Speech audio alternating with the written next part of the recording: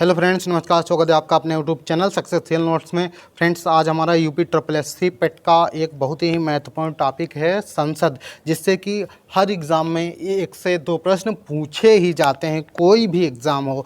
अगर आप यह पूरा वीडियो फ्रेंड्स देख लेते हैं तो आपका कोई भी प्रश्न संसद से आएगा वो आपका गलत नहीं होगा, ये मेरी गारंटी है।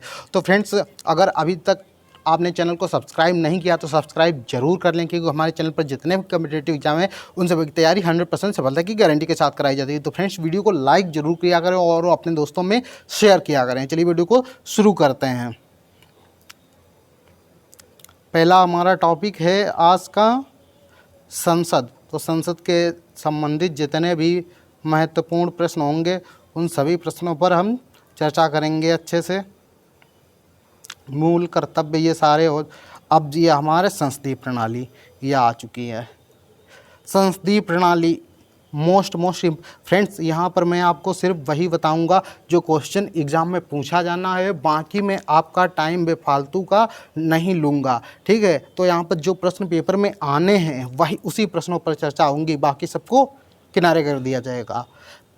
भारत में संसदीय शासन प्रणाली अस्तित्व में है, जो ब्रिटिश विरासत से प्राप्त हुई है। अब आपसे यहाँ पर क्वेश्चन यह पूछा जाता है मोस्ट इम्पोर्टेंट कि संसदीय प्रणाली किस देश से ली गई है, तो ब्रिटेन से ली गई है। आपको एकदम रट लेना है, गोली की तरह। बहुत ही बार पूछा जाता है कि संसदीय प्रणाली कहाँ से ली गई है, तो ब्रिटेन से ली गई है। मोस्ट इम्पोर्टेंट है फैक्ट।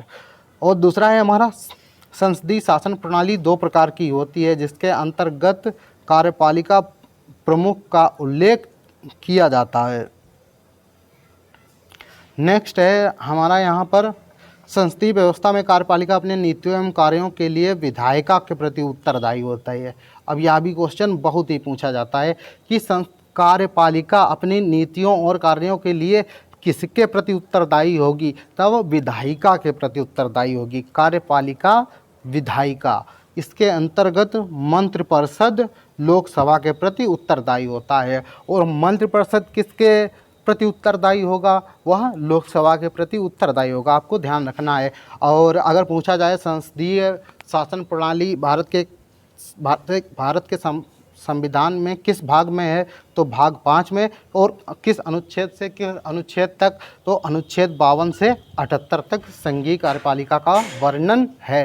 मोस्ट इम्पॉर्टेंट भाग 5 में क्या है, संसदीय प्रणाली। अब बात आती है कि संसदीय प्रणाली में के कितने अभिन्न अंग हैं, यहाँ पर दिया गया नहीं है, मैं आपको अलग से बता रहा हूँ फ्रेंड्स। संसदीय प्रणाली के मुख्यतः 3 अंग माने गए हैं, राज्यसभा, लोकसभा और राष्ट्रपति। तो नंबर 1 पे पहले हम राष्ट्रपति से संबंधित जो भी इससे प्रश्न बन सकते हैं उन पर चर्चा कर लेते हैं। भारतीय संविधान के अनुच्छेद 52 में भारत का राष्ट्रपति पद का उल्लेख किया गया है। क्वेश्चन हमारा यह बहुत ही पूछा जाता है कि किस अनुच्छेद में कहा गया है कि भारत का एक राष्ट्रपति होगा, आपको ध्यान रखना है। तो अनुच्छेद 52 में कहा गया है कि भारत का एक राष्ट्रपति होगा। Most important. और राष्ट्रपति को भारत का प्रथम नागरिक माना जाता है, यह भी आपको ध्यान रखना है, बहुत ही इम्पोर्टेंट है। और वह राष्ट्र का संवैधानिक प्रमुख होता है। किसका होता है, राष्ट्र का संवैधानिक प्रमुख होता है। और नेक्स्ट यहाँ पर अब राष्ट्रपति की योग्यता से संबंधित क्वेश्चन यह पूछा जाता है कि राष्ट्रपति की योग्यता का वर्णन किस अनुच्छेद में किया गया है, तो अनुच्छेद 58 में राष्ट्रपति की योग्यता का वर्णन किया गया है, अनुच्छेद 58 में। तीसरा हमारा क्वेश्चन पूछा जाता है नेक्स्ट कि राष्ट्रपति बनने के लिए न्यूनतम आयु कितनी होनी चाहिए, तो 35 वर्ष जो है न्यूनतम आयु होनी चाहिए, किसके लिए, राष्ट्रपति बनने के लिए। अब इससे संबंधित यहाँ पर हम थोड़े प्रश्न और डिस्कस कर लेते हैं, जो कि हम बहुत डाउट में रहते हैं कि और फिर एग्ज़ाम में गलत करके चले आते हैं। तो फ्रेंड्स, राष्ट्रपति के लिए 35 वर्ष, राज्यपाल के लिए 35 वर्ष, और अगर बात की जाए मुख्यमंत्री और प्रधानमंत्री के लिए 25 वर्ष, लोकसभा 25 वर्ष, विधानसभा 25 वर्ष, राज्यसभा के लिए 30 वर्ष, और जो है विधान परिषद के लिए भी 3 वर्ष है। और लोकसभा का कार्यकाल 5 वर्ष का होता है और राष्ट्रपति का भी कार्यकाल 5 वर्ष का होता है। नेक्स्ट यहाँ पर हमारा क्वेश्चन पूछा जा सकता है कि लोकसभा का सदस्य निर्वाचित होने की योग्यता रखता हो कौन? राष्ट्रपति। नेक्स्ट है निर्वाचन का उल्लेख। यहाँ पर आपसे सीधे एक ही क्वेश्चन पूछा जाएगा कि राष्ट्रपति के निर्वाचन का उल्लेख किस अनुच्छेद में किया गया है, तो अनुच्छेद 54। बाकी आपको कुछ भी याद नहीं रखना है। अनुच्छेद 54 में राष्ट्रपति के निर्वाचन का वर्णन किया गया है। मोस्ट और अभी चुनाव हुआ है तो आपको यह भी ध्यान रखना है कि राष्ट्रपति का चुनाव किस पद्धति के आधार पर होता है। मोस्ट इम्पॉर्टेंट, एकदम जहर क्वेश्चन। तो एकल संक्रमणीय पद्धति के द्वारा राष्ट्रपति का चुनाव होता है। किस पद्धति के द्वारा? एकल संक्रमणीय पद्धति के द्वारा राष्ट्रपति का चुनाव होता है। अभी हमने बात कर ली है कि राष्ट्रपति का कार्यकाल जो है कितना होता है, 5 वर्ष का होता है। यह भी आपको ध्यान रखना है। और नेक्स्ट हमसे यहाँ पर यह पूछा, राष्ट्रपति का वेतन भी पूछा जा सकता है। तो फ्रेंड्स, राष्ट्रपति का वेतन 5 लाख रुपए प्रति माह होता है। और इससे संबंधित एक महत्वपूर्ण बात और भी है कि भारत में केवल एक ऐसा राष्ट्रपति ही है जिसका वेतन आयकर से मुक्त होता है, मतलब उस पर टैक्स नहीं लगता है। अब यहाँ पर हम राष्ट्रपति की शक्तियों को भी जान लेते हैं। कार्यपालिका संबंधी शक्तियाँ क्या क्या हैं? केंद्र सरकार की समस्त शक्तियाँ किसके, राष्ट्रपति के नाम से संचालित होती हैं। वह वित्त आयोग का गठन भी करता है। अब आपसे क्वेश्चन पूछ लिया जाएगा कि वित्त आयोग का गठन कौन करता है, तो राष्ट्रपति। अब वह विभिन्न पदों पर नियुक्ति किसकी किसकी कर सकता है? राष्ट्रपति जो नियुक्त करेगा तब उसको शपथ भी दिलाएगा। बहुत ही बार क्वेश्चन पूछा जाता है कि प्रधानमंत्री को शपथ कौन दिलाता है, राज्यपाल को शपथ कौन दिलाता है, सर्वोच्च न्यायालय के मुख्य न्यायाधीश को कौन शपथ दिलाता है। तो जितने भी यहाँ पर यह नियुक्त कर सकता है उन सभी को शपथ दिलाता है। भारत के प्रधानमंत्री की नियुक्ति किसके द्वारा? राष्ट्रपति के द्वारा की जाती है। और राष्ट्रपति ही इन्हें जो है शपथ दिलाता है। मंत्रिपरिषद के अन्य सदस्यों को भी राष्ट्रपति ही शपथ दिलाता है। Most important. और या तो बहुत ही बार पूछा गया है, सर्वोच्च न्यायालय और उच्च न्यायालय के मुख्य न्यायाधीशों को शपथ कौन दिलाता है, तो भारत का राष्ट्रपति। राज्यों के राज्यपाल को शपथ कौन दिलाता है, तो भारत का राष्ट्रपति। Most important. और हमारा यहाँ पर यह भी पूछा गया है कि मुख्य चुनाव आयुक्त व अन्य चुनाव आयुक्त को शपथ कौन दिलाता है। Most important. इसे भी भारत का राष्ट्रपति ही दिलाता है। और महान्यायवादी को भी भारत का राष्ट्रपति शपथ दिलाता है। Most important. अंतर्राज्यीय परिषद के सदस्य को भी जो है राष्ट्रपति शपथ दिलाता है। नेक्स्ट है हमारा यहाँ पर संघ लोक सेवा आयोग के अध्यक्ष व उसके सदस्यों को भी शपथ कौन दिलाता है? भारत का राष्ट्रपति, जिसे यूपीएससी के नाम से जाना जाता है, संघ लोक सेवा आयोग। Most important. और वित्त आयोग के अध्यक्ष को भी कौन दिलाता है शपथ? भारत का राष्ट्रपति। भारत के राजदूतों, अन्य राजनयिकों की भी नियुक्ति किसके द्वारा की जाती है? राष्ट्रपति के द्वारा की जाती है। मोस्ट। अब हम इसकी विधायी शक्तियाँ देख लेते हैं, मतलब विधायी शक्तियाँ क्या क्या हैं। राष्ट्रपति संसद का एक अभिन्न अंग माना जाता है, या मैं आपको पहले ही बता चुका हूँ। उसके हस्ताक्षर के से ही कानून बन सकता है। अगर राष्ट्रपति हस्ताक्षर नहीं करता है तो वह तब तक जो है विधेयक कानून नहीं माना जाएगा। राष्ट्रपति के हस्ताक्षर के बाद ही जो है उसे कानून माना जाएगा। वह संसद सत्र का आहूत करने, संसद सत्र आहूत करने, सत्रावसान करने और लोकसभा को भंग कर सकता है। फ्रेंड्स, लोकसभा को भंग कौन कर सकता है? भारत का राष्ट्रपति। तो आपको ध्यान रखना है। इससे संबंधित प्रश्न यह बहुत ही पूछा जाता है कि लोकसभा को क्या भंग किया जा सकता है? तो हाँ, बिल्कुल भंग किया जा सकता है, लेकिन राज्यसभा को भंग नहीं किया जा सकता है। और नेक्स्ट है हमारा यहाँ पर संयुक्त अधिवेशन की अध्यक्षता कौन करता है? तो यह भी राष्ट्रपति ही करता है। और सबसे इम्पोर्टेंट बात है, नए राज्यों का निर्माण किसके आदेश पर होता है? तो राष्ट्रपति के आदेश पर। राज्य की सीमा में परिवर्तन, यह भी राष्ट्रपति के द्वारा होता है। संबंधित विधेयक, धन विधेयक, संचित निधि, भारित व्यय वाला विधेयक बिना राष्ट्रपति की पूर्वानुमति के संसद में प्रस्तुत नहीं किए जा सकते हैं। तो फ्रेंड्स, राष्ट्रपति नए राज्यों का निर्माण भी कर सकता है, उसकी सीमा में परिवर्तन भी कर सकता है। अब यहाँ पर एक क्वेश्चन बहुत ही पूछा जाता है कि राज्यसभा में राष्ट्रपति के द्वारा कितने सदस्यों को मनोनीत किया जाता है। तो फ्रेंड्स, राज्यसभा में राष्ट्रपति के द्वारा 12 सदस्यों को मनोनीत किया जा सकता है। ये आपको एकदम पॉइंट ध्यान रखना है, बहुत ही इम्पोर्टेंट है।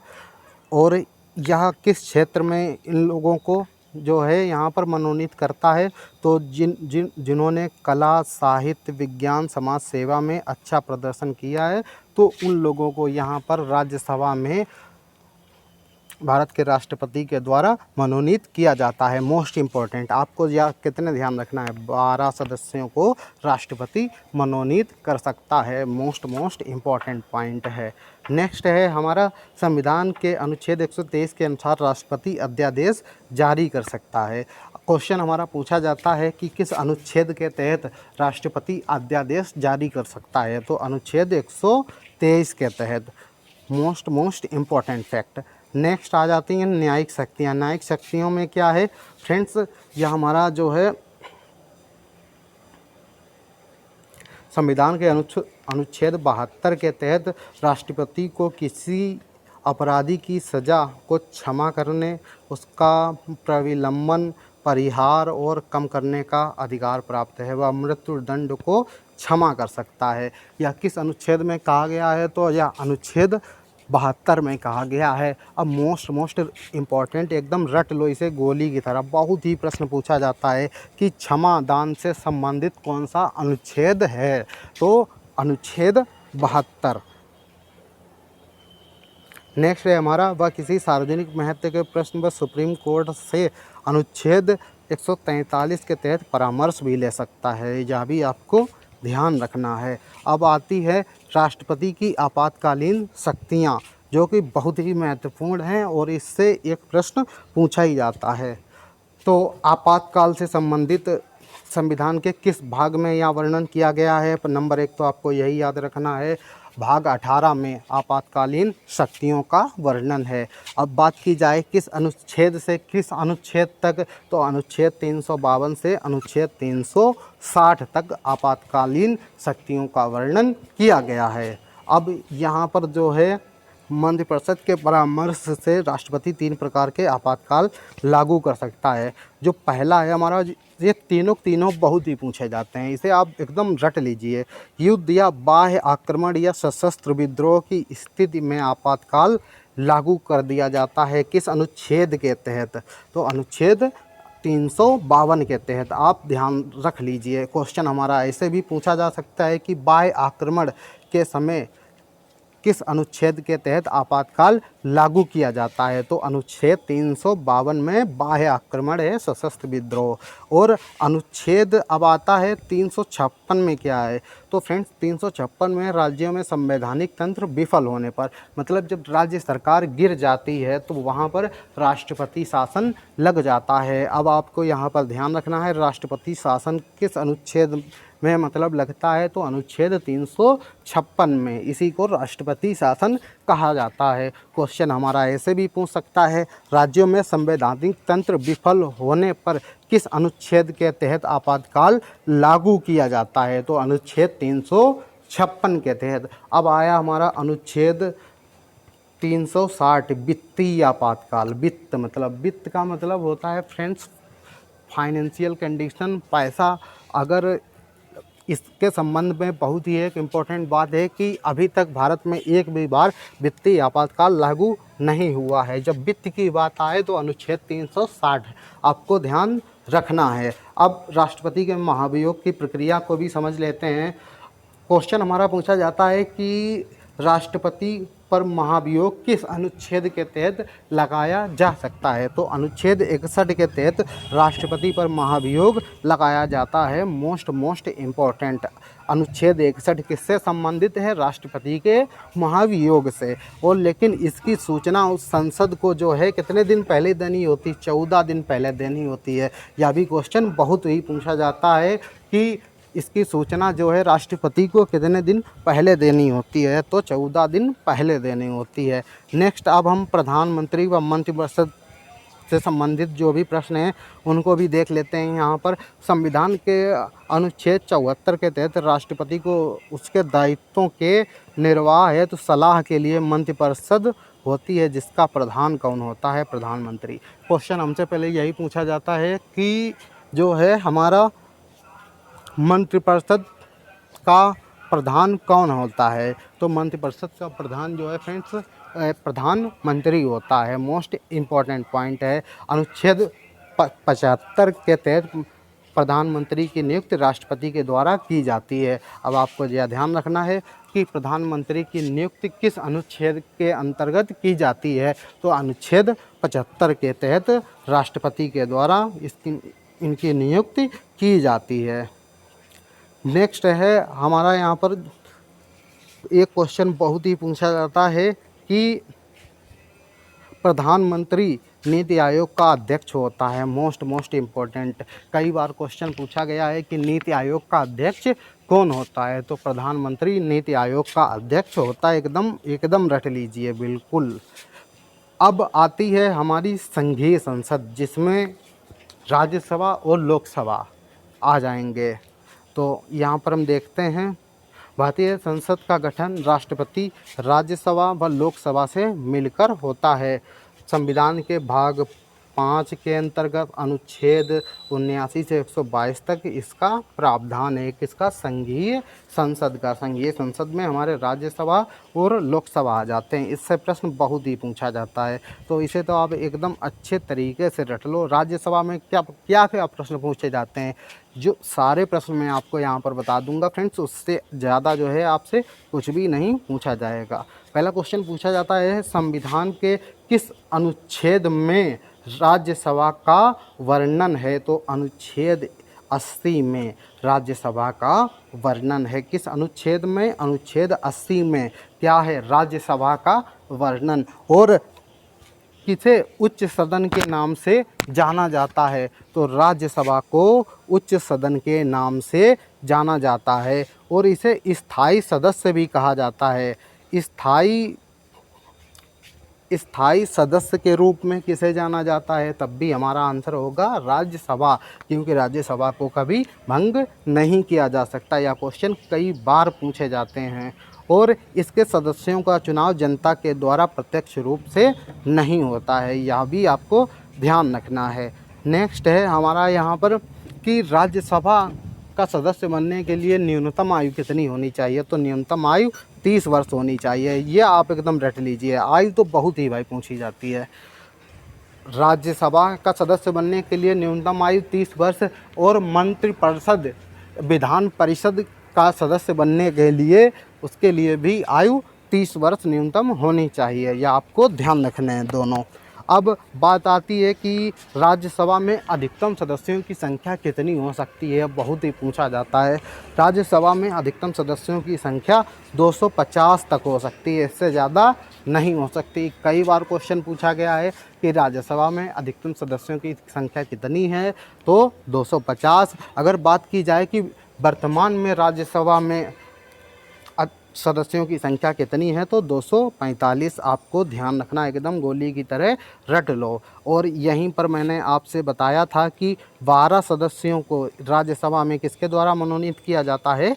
राष्ट्रपति के द्वारा। और 233 सदस्यों का चुनाव राज्यों के शासित प्रदेशों के विधानमंडल द्वारा किया जाता है। और सबसे बड़ी बात यह है कि राज्यसभा के सदस्यों का कार्यकाल 6 वर्ष का होता है। यह आपको ध्यान रखना है। 5 वर्ष मत लगा लीजिए। राज्यसभा और विधान परिषद, ठीक है, विधानसभा नहीं, विधान परिषद, इन दोनों में आयु भी 30 वर्ष न्यूनतम है और इनका कार्यकाल भी 6 वर्ष का है। आपको ध्यान रखना है। यह एक स्थायी सदन है। इस पर देखिए हम चर्चा कर चुके हैं। इसे स्थायी सदन भी कहा जाता है। इसे भंग नहीं किया जा सकता। इसमें जो है प्रत्येक 2 वर्ष पश्चात इसके 1/3 सदस्य सेवानिवृत्त होते हैं। यह भी क्वेश्चन बहुत ही बार पूछा गया है कि कितने वर्ष के पश्चात जो है राज्यसभा के सदस्यों को सेवानिवृत्त किया जाता है। तो 2 वर्ष पश्चात 1/3 सदस्यों को जो है सेवानिवृत्त किया जाता है। और भारत का उपराष्ट्रपति राज्यसभा का पदेन सभापति होता है। मोस्ट इम्पोर्टेंट एकदम रट लीजिए। राज्यसभा का सभापति जो है कौन होता है? भारत का उपराष्ट्रपति। एकदम रट लीजिए, बहुत ही इम्पोर्टेंट क्वेश्चन है। और नेक्स्ट है यहाँ पर हमारा, अब आ जाता है लोकसभा। लोकसभा से संबंधित प्रश्न। लोकसभा का वर्णन किस अनुच्छेद में है? तो अनुच्छेद 81 में। आपको ध्यान रखना है, पहले राज्यसभा आई, राज्यसभा बड़ी है तो वह पहले आ गई, तो उसका वर्णन अनुच्छेद 80 में है। और जो है लोकसभा का वर्णन अनुच्छेद 81 में है। लोकसभा का कार्यकाल 5 वर्ष के लिए होता है। अब बात आती है कि लोकसभा को और निम्न सदन बहुत ही पूछा जाता है कि निम्न सदन किसे कहा जाता है? निचला सदन। तो लोकसभा को निम्न सदन कहा जाता है, इसीलिए इसकी आयु न्यूनतम आयु 25 वर्ष होती है। वर्तमान में लोकसभा के सदस्यों की संख्या कितनी है? 543। और अधिकतम संख्या कितनी हो सकती है लोकसभा सदस्यों की? बहुत ही मोस्ट इम्पॉर्टेंट, तो 550 हो सकती है। पहले यह संख्या फ्रेंड्स 500 जो है 52 थी, लेकिन 2 एंग्लो इंडियन के पदों को यहाँ पर समाप्त कर दिया गया है, तो अब यह संख्या 550 ही रह गई है। यह बात आपको ध्यान रखनी है। पिछली बार पेट के पेपर में यही क्वेश्चन पूछा गया था और कई लोग जो है इसका आंसर गलत लगा के चले आए, तो आपको यह ध्यान रखनी है। और लोकसभा के लिए न्यूनतम आयु कितनी होनी चाहिए? तो 25 वर्ष। सॉरी फ्रेंड्स, लोकसभा के लिए न्यूनतम आयु 25 वर्ष होनी चाहिए। और लोकसभा का कार्यकाल कितना होता है? 5 वर्ष का इसका कार्यकाल होता है। अब बात आती है, लोकसभा अध्यक्ष अपनी शपथ संसद सदस्य के रूप में लेता है, ना कि अध्यक्ष के रूप में। यह भी आपको ध्यान रखना है। अब यहाँ पर शक्तियाँ और कार्य आ जाते हैं किसके? कोई विधेयक धन विधेयक है या नहीं, इसका फैसला कौन करता है? लोकसभा अध्यक्ष। मोस्ट इम्पॉर्टेंट, बहुत ही बार पूछा जाता है कि कोई विधेयक धन विधेयक है या नहीं, इसका फैसला कौन करता है? तो इसका फैसला फ्रेंड्स जो है लोकसभा अध्यक्ष करता है। यह आपको ध्यान में रखना है एकदम, ठीक। मंत्रिपरिषद सामूहिक रूप से किसके प्रति जिम्मेदारी होगी? यह जो है मंत्रिपरिषद सामूहिक रूप से लोकसभा के प्रति उत्तरदायी होगी। और राज्यसभा व राष्ट्रपति के साथ मिलकर लोकसभा कानून का निर्माण कर सकती है। संसद के सत्र कितने होते हैं? तो फ्रेंड्स संसद के 3 सत्र माने गए हैं यहाँ पर। और इनके सत्रों के बीच में कितना से ज़्यादा गैप नहीं, 6 महीने से ज़्यादा का गैप नहीं होना चाहिए। या क्वेश्चन कई बार पूछा जाता है कि कितने महीने का गैप होना चाहिए? तो 6 माह का ही गैप होना चाहिए, उससे ज़्यादा नहीं। कौन कौन से सत्र हैं? बजट सत्र, मानसून सत्र, शीतकालीन सत्र। अब बात आती है यहाँ पर संसद सदस्यता की समाप्ति। यदि कोई सदस्य बिना किसी सूचना के 60 दिन तक सदन में ना आए तो उसकी सदस्यता समाप्त हो जाती है। वह पार्टी के निर्देशों के विरुद्ध वोट देता है। यह आपको ध्यान में रखना है। तो फ्रेंड्स यह थी हमारी संसदीय प्रणाली। इसमें राष्ट्रपति, राज्यसभा, लोकसभा, सारे प्रश्न यहाँ पर हमने कर लिए अच्छे से। और इसके अलावा और कोई फ्रेंड्स यहाँ पर प्रश्न नहीं बनेगा। बस हाँ, आप इतना ध्यान रखिएगा कि फ्रेंड्स यहाँ पर मैंने आपको उत्तर प्रदेश में पूछा जाए कि लोकसभा के सदस्यों की संख्या कितनी है, उत्तर प्रदेश में सीटों की संख्या कितनी है लोकसभा सीटों की, तो आंसर हो जाएगा हमारा 80। कितनी है संख्या? 80 संख्या है लोकसभा सीटों की उत्तर प्रदेश में। और राज्यसभा की सदस्यों की संख्या पूछी जाए कि उत्तर प्रदेश में कितनी है, तो 31 है। यह भी आपको ध्यान रखना है। ये दोनों चीज़ है। लोकसभा के सीटों की संख्या जो है उत्तर प्रदेश में 80 है और राज्यसभा सीटों की संख्या उत्तर प्रदेश में 31 है, जो कि ये दोनों बहुत ही पूछे जाते हैं, मोस्ट इम्पॉर्टेंट फैक्ट है। तो फ्रेंड्स, इस वीडियो में इतना ही। अगर अभी तक आपने हमारे चैनल को सब्सक्राइब नहीं किया तो सब्सक्राइब ज़रूर कर लें, क्योंकि फ्रेंड्स हम आप लोगों के लिए इतनी मेहनत करते हैं, तो मात्र आप 1 सेकंड में चैनल को सब्सक्राइब और वीडियो को लाइक और अपने दोस्तों में शेयर ज़रूर कर दिया करें। तो फ्रेंड्स, मिलते हैं अगले वीडियो में, तब तक के लिए जय हिंद, जय भारत।